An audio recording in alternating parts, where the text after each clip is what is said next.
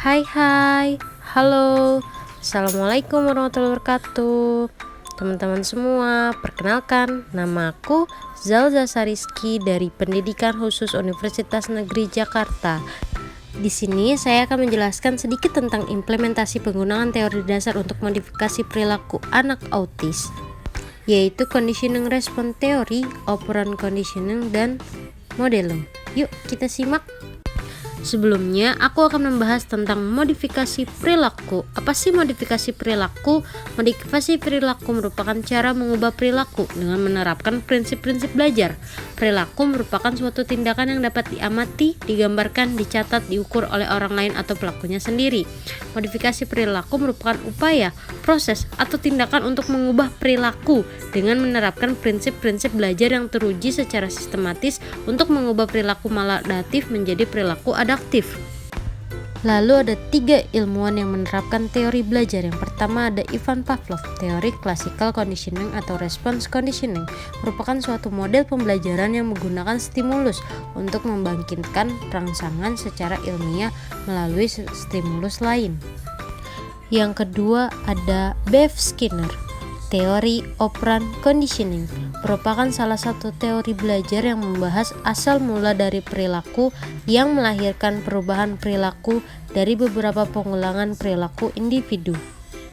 Yang ketiga ada Albert Bandura dengan teknik modeling. Modeling adalah suatu teknik yang digunakan untuk memodifikasi perilaku melalui pengamatan perilaku model dengan menambah dan mengurangi tingkah laku yang teramati.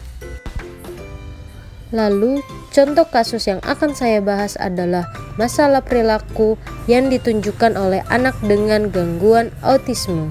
Anak dengan gangguan autisme cenderung suka menyakiti diri sendiri seperti menggigit jari hingga tangan mereka berdarah, membenturkan kepala ke tembok, memukul kepala dengan tangannya sendiri, mencubit diri sendiri, atau menjambak diri sendiri. Hal ini bisa terjadi pada saat tantrum atau tidak ada pemicunya, hanya agresivitas yang terjadi secara tiba-tiba. Dari perilaku-perilaku yang aku sebutkan di atas, perilaku-perilaku tersebut tentunya mempengaruhi pembelajaran. Maka dari itu, perilaku-perilaku yang telah disebutkan dapat diatasi dengan beberapa cara seperti berikut ini. Yang pertama adalah menciptakan situasi yang kondusif dan menarik perhatian anak tersebut sehingga tidak memunculkan tekanan pada anak autisme, sehingga mereka tidak tantrum dan emosinya akan stabil.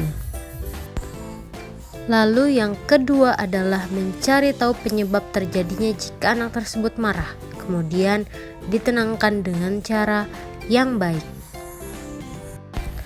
Lalu yang ketiga ada mengupayakan kontak dan komunikasi yang baik dengan anak autisme.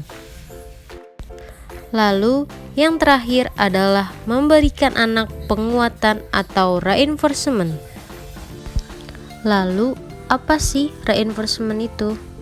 Reinforcement adalah segala bentuk respon, apakah bersifat verbal ataupun non-verbal, yang merupakan bagian dari modifikasi tingkah laku guru terhadap tingkah laku siswa, yang bertujuan untuk memberikan informasi atas umpan balik bagi si penerima, yaitu siswa, atas perbuatannya sebagai suatu tindakan, dorongan, ataupun koreksi. Penguatan dikatakan juga sebagai respon terhadap tingkah laku yang dapat meningkatkan kemungkinan berulangnya tingkah laku tersebut.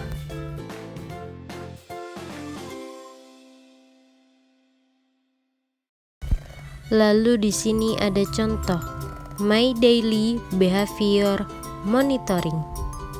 Bisa dilihat oleh teman-teman sekalian. Selanjutnya ada Using Rewards with an Autistic Child. Jadi di sini anak autisnya dapat dikasih reward berupa contoh yang ada di atas gambar seperti berikut.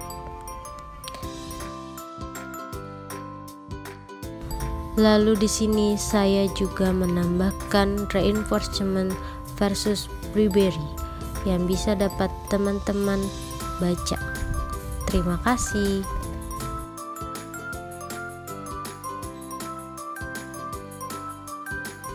Terima kasih teman-teman sudah menyaksikan video ini untuk memenuhi tugas ujian tengah semester